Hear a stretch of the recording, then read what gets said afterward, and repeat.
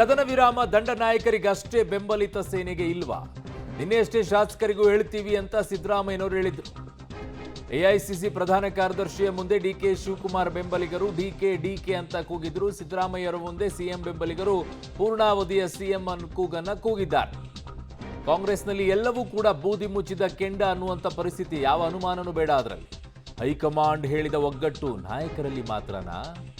ಕದನ ವಿರಾಮ ದಂಡ ನಾಯಕರಿಗಷ್ಟೇನಾ? ಬೆಂಬಲಿತ ಸೇನೆಗೆ ಇಲ್ವಾ? ನಿನ್ನೆ ಅಷ್ಟೇ ಶಾಸಕರಿಗೆ ಹೇಳ್ತೀನಿ ಅಂತ ಹೇಳಿದ್ರು. ಅದೆಲ್ಲ ಸುಳ್ಳ?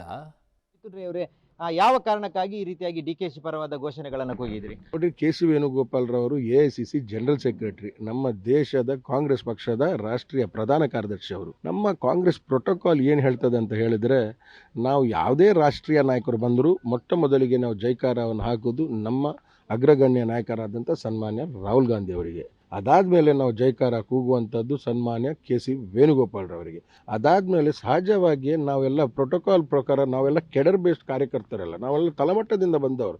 ನಾವು ಕೆಡರನ್ನು ಪ್ರೋಟೋಕಾಲನ್ನು ನಾವು ಮೀರಿ ಹೋಗುವಂಥ ಕಾರ್ಯಕರ್ತರಲ್ಲ. ಪ್ರೋಟೋಕಾಲ್ ಪ್ರಕಾರ ನಾವು ನಮ್ಮ ರಾಜ್ಯದ ಕಾಂಗ್ರೆಸ್ ಪಕ್ಷದ ಅಧ್ಯಕ್ಷರಾದಂಥ ಡಿ.ಕೆ. ಶಿವಕುಮಾರ್ ಅವರಿಗೆ ಜೈಕಾರವನ್ನು ಕೂಗಿದ್ದೇವೆ. ಇದರಲ್ಲಿ ತಪ್ಪೇನುಂಟು? ನಮ್ಮಲ್ಲಿ ಯಾವುದೇ ಕಿತ್ತಾಟ ಇಲ್ಲ, ಜಗಳಾಟ ಇಲ್ಲ, ಹೊಡೆದಾಟ ಇಲ್ಲ, ಪರದಾಟ ಇಲ್ಲ. ಬಹುಶಃ ಡಿ.ಕೆ.ಶಿ ಅವರು ಮತ್ತು ಸಿದ್ದರಾಮಯ್ಯ ಅವರು ಜೋಡೆತ್ತುಗಳು. ಡಿ.ಕೆ.ಶಿ ಅವರು ಮತ್ತು ಸಿದ್ದರಾಮಯ್ಯ ಅವರು ಎಂದಿಗೂ ಅವರಲ್ಲಿ ಪರ ವಿರೋಧ ಅಂತ ಇಲ್ವೇ ಇಲ್ಲ. ಸಿದ್ದರಾಮಯ್ಯ ಅವರು ನಮ್ಮ ರಾಜ್ಯದ ಅಗ್ರಗಣ್ಯ ನಾಯಕರು. ಸಿದ್ದರಾಮಯ್ಯ ಅವರು ಯಾವತ್ತೂ ಕೂಡ ಅಧಿಕಾರದ ಹಿಂದೆ ಹೋದಂಥ ನಾಯಕರಲ್ಲ. ಸಿದ್ದರಾಮಯ್ಯ ಅವರು ಯುವಕರಿಗೆ ಅವಕಾಶ ಕೊಟ್ಟಂತ ನಾಯಕರು ಸಿದ್ದರಾಮಯ್ಯ ಅವರು.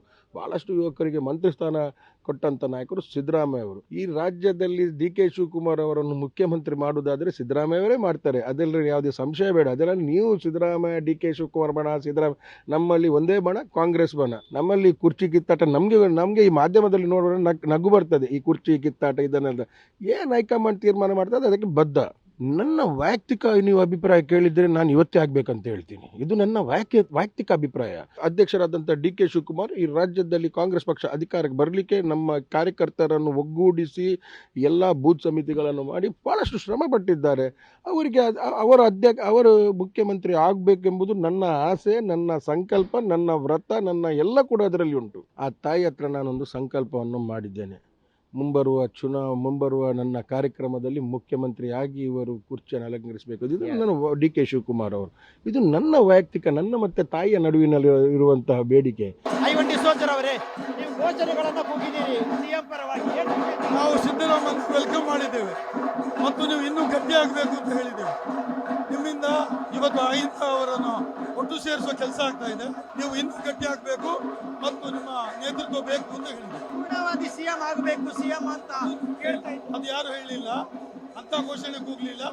ಸಿದ್ದರಾಮಯ್ಯರಿಗೆ ಜಯವಾಗಲಿ ಅಂತ ಘೋಷಣೆ ಮಾಡಿದ್ರು. ಸಿದ್ದರಾಮಯ್ಯ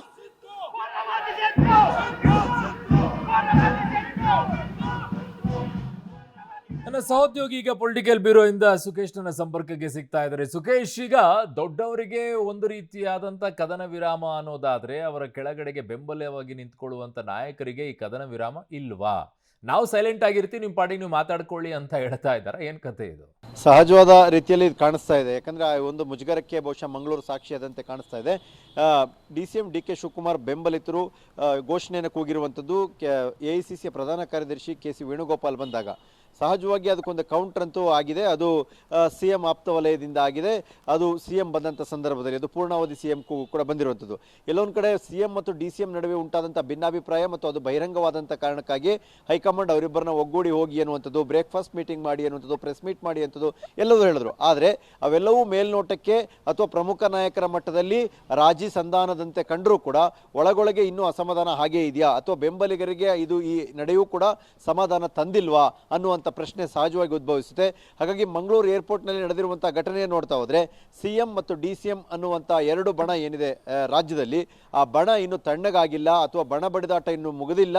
ಜೊತೆಗೆ ಬೆಂಬಲಿಗರು ಇವರ ಬ್ರೇಕ್ಫಾಸ್ಟ್ ಅನ್ನು ಒಪ್ಪಿಲ್ವಾ? ಹಾಗಾದ್ರೆ ಅವ್ರದೇ ಆದ ರೀತಿಯಲ್ಲಿ ಕ್ಲೈಮ್ ಅಂತೂ ಮುಂದುವರಿಸ್ತಾ ಇದ್ದಾರಾ? ಆದರೆ ಮುಂದಿನ ದಿನಗಳಲ್ಲಿ ಇದು ಕೇವಲ ಇಷ್ಟಕ್ಕೆ ಸೀಮಿತವಾಗದೆ ಮತ್ತಷ್ಟು ತಿರುವುಗಳನ್ನ ಪಡೆಯುತ್ತಾ ಅನ್ನುವ ಸಾಕಷ್ಟು ಅನುಮಾನಗಳನ್ನ ಹುಟ್ಟುಹಾಕುವ ರೀತಿಯಲ್ಲಿದೆ ಮಂಗಳೂರಿನಲ್ಲಿ ಇವತ್ತು ನಡೆದಿರುವಂತಹ ಘಟನೆ ಕೂಡ. ಅರುಣ್, ಸೊ ಈಗ ಒಂದು ಕಡೆಗೆ ಇವ್ರು ಆಡ್ತಾ ಇರುವಂಥ ಆಟಗಳು ಒಂದು ರೀತಿ ಇದೆ.